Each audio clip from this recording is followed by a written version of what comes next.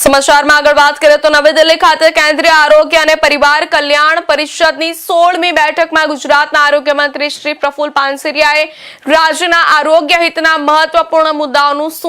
સૂચન કર્યું। Rajkot એમ્સમાં organ transplant સુવિધા શરૂ કરવા, ખાદ્ય દવાઓમાં ભેળસેળ કરનારાઓ સામે કડક કાયદો બનાવવા અને એન્ટીબાયોટિક્સના બેફામ ઉપયોગ પર નિયંત્રણ લાવવા કેન્દ્ર સમક્ષ આરોગ્ય મંત્રી પ્રફુલ પાનસરિયાની મહત્વપૂર્ણ રજૂઆતો છે। ગુજરાત સરકાર કેન્દ્ર સરકારના ડિજિટલ હેલ્થ મિશનને વેગ આપીને રાજ્યના તમામ નાગરિકોના સ્વાસ્થ્ય અને સુખાકારીને સુનિશ્ચિત કરવા અવિરત કાર્યરત રહેશે। આદરણીય નંદા સાહેબના અધ્યક્ષતામાં પૂરા ભારતના તમામ આરોગ્ય મંત્રી, આરોગ્ય સચિવની એક કાઉન્સિલની કોન્ફરન્સ પૂર્ણ કરવામાં આવી છે। દરેક રાજ્યોએ પોતપોતાના પ્રશ્નો અને મેડિકલ ક્ષેત્રની જે પ્રગતિ છે એ પ્રેઝન્ટેશન કરવામાં આવ્યું, જેમાં ગુજરાતના આરોગ્ય વિભાગ દ્વારા મેં પણ પ્રેઝન્ટેશન આપ્યું હતું ને ખૂબ સરસ રીતે સરકાર દ્વારા જે રાજ્યને પ્રોત્સાહિત કરવામાં તમામ યોજનાનું જલ્દીમાં જલ્દી અમલીકરણ થાય, જે પૈસા ગરીબ અને મધ્યમ વર્ગ માટે વાપરવાના છે જલ્દીમાં જલ્દી વપરાય, આવી ચિંતા વ્યક્ત કરીને તમામ આરોગ્ય મંત્રીને એક સરસ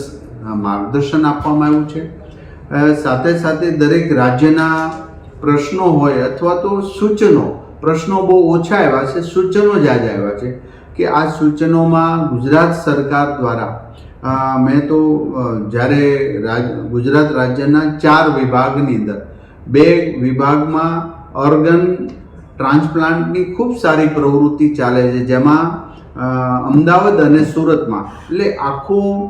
પોકેટ એ સચવાઈ જાય છે ને ત્યાં દર્દીઓને એ લાભ પણ પ્રાપ્ત થાય।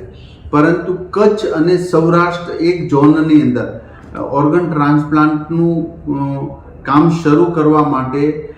મેં આદરણીય નડ્ડા સાહેબને વિનંતી કરી છે અને ત્યાં એમ્સ, રાજકોટ એમ્સની અંદર આ વિભાગ શરૂ થાય તો કચ્છ અને સૌરાષ્ટ્રના આખા વિભાગને ઓર્ગન ટ્રાન્સપ્લાન્ટ માટેની સવલત પ્રાપ્ત થાય। બીજી વાત, જ્યારે આરોગ્ય મંત્રી શ્રી સાથે અમારી ચર્ચા થઈ ત્યારે પૂરા ભારતની અંદર એન્ટીબાયોટિક દવાનું બેફામ રીતે જ્યારે ડૉક્ટર કે અમુક દર્દીઓ પણ સામેથી માંગતા હોય અથવા તો ડાયરેક્ટ મેડિકલ થી લઈને એન્ટીબાયોટિકનો દુરુપયોગ પોતાના શરીરમાં નાખીને કરી રહ્યા છે, ત્યારે એન્ટીબાયોટિક ચોક્કસ જેટલી જ એનો જથ્થો હોય છે એટલા નામ હોય છે, પરંતુ જો એ દર વખતે એન્ટીબાયોટિક હાઈ પાવરની લેવામાં આવે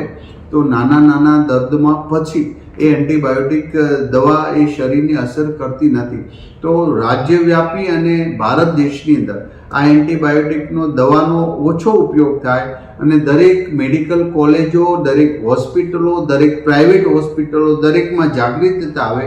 અને એન્ટીબાયોટિક દવાનો ખૂબ ઓછો ઉપયોગ થાય એવો પણ મેં વિનંતી કરી છે। ત્રીજી વિનંતી એ છે કે આદરણીય નડ્ડા સાહેબ ખૂબ ચિંતિત છે અને ખૂબ કામ કરવા માટે દરેક રાજ્યને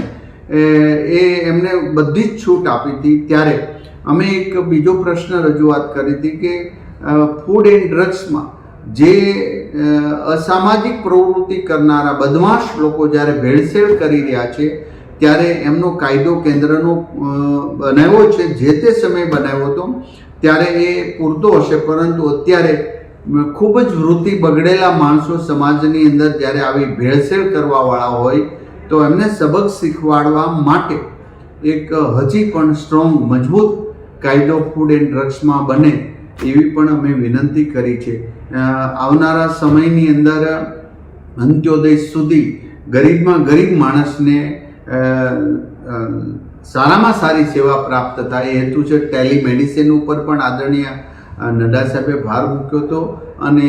નાનામાં નાના સેન્ટર પર બેસ્ટમાં બેસ્ટ સુવિધા પ્રાપ્ત થાય। 108ની સારામાં સારી પરિસ્થિતિ ગુજરાતની અંદર છે, દરેક PSC CSC સેન્ટરો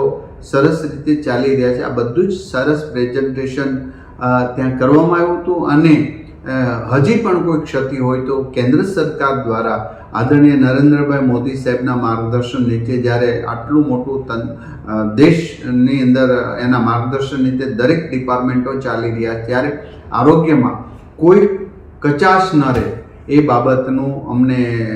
સૂચન પણ આપ્યું છે અને અમારી પાસેથી માંગેલા આ સજેશનો અમે રાજ્ય સરકાર દ્વારા. સમાચારમાં આગળ વાત કરીએ તો સુરત ગ્રામ્યમાં ચોમાસું જામ્યું છે.